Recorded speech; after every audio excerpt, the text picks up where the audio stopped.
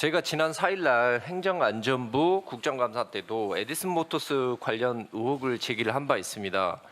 지난번에 밝혔듯이 에디슨 모터스는 중국 전기 자동차 회사인 장수신강 오토모티브라는 회사에 부품을 가져와서 국내에서 수입해서 조립하는 업체에 불과합니다. 근데 이 업체가 온갖 특혜 의혹에 휩싸여 있고 또한 서울시도 예외가 아닙니다. 2019년도에 그 전기버스 평가를 하는데 서울시에서 이 업체가 현대차에 이어서 2위를 합니다. 그리고 2020년도에는 현대차를 제치고 드디어 1위까지 됩니다. 현대차는 그렇다고 치더라도요. 지금 전 세계 1위 그리고 중국 1위는 비아디라는 회사입니다. BYD라고 하는 이 생산업체인 BYD보다 에디슨 모터스 순위가 더 높습니다. 이거 예를 들면요. 동네 조기축구회가 FC 서울보다 순위가 더 높다라고 이야기하는 것보다 더 황당한 말이죠.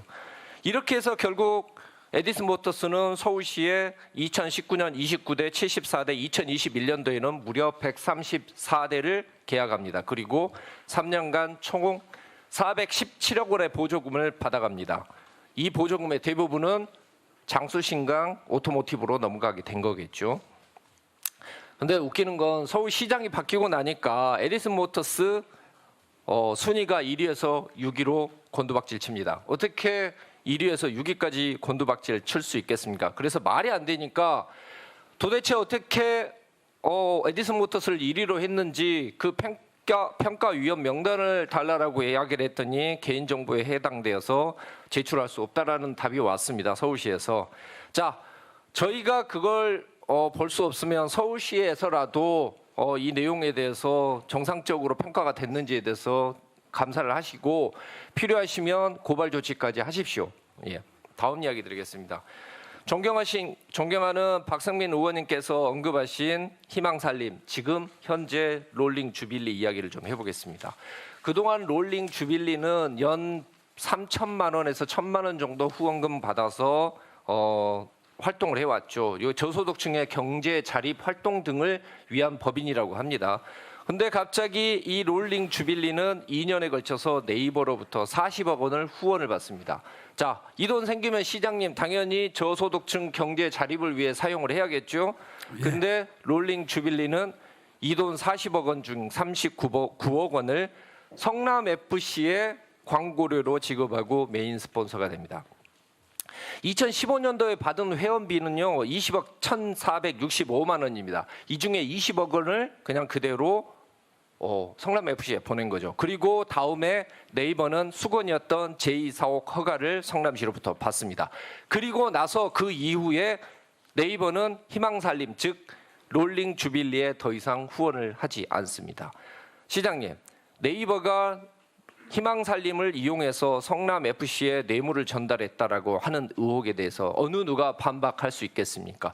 이 정도 되면 희망살림은 그냥 뇌물 퀵 배송 업체에 해당되는 거 아닌가라고 싶은데 시장님 생각은 궁금합니다. 결국 네이버 1784라는 이 건물의 초석은 뇌물로 세워진 것이라고 할 수 있습니다. 더 놀라운 것은요.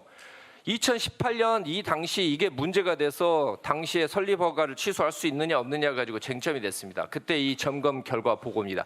이 점검 결과 보고 자체에 보면은 이런 이야기가 나와요. 법인의 목적 사업인 저소득 취약계층을 위한 기부금 사업은 미시행되었다. 그리고 아까 말씀드린 것처럼 이게 뇌물 공여나 횡령 배임에 해당되면 이 롤링 주빌리의 법인 설립을 허가를 취소해야 될 것이냐라는 부분에 대해서는 문제가 달라질 수 있다라는 그런 답변까지 나왔습니다. 자, 희망살림의 문제는 이보다 더 큰 데 있습니다. 희망살림의 초대 대표하고 그 세력들은 지난 10년간 서울시의 공공무상급식을 좌지우지 해왔습니다. 그 과정에서 많은 비효율, 비부조리 이런 왜곡된 현상들이 지금 터져 나오고 있는데요. 시장님, 쌀 한 포대에 국산쌀이 26% 들어있다. 그리고 나머지는 중국산 쌀이다. 라고 이야기를 하면 이거는 중국산 쌀입니까? 국산 쌀입니까? 중국산 쌀이라고 봐야겠죠.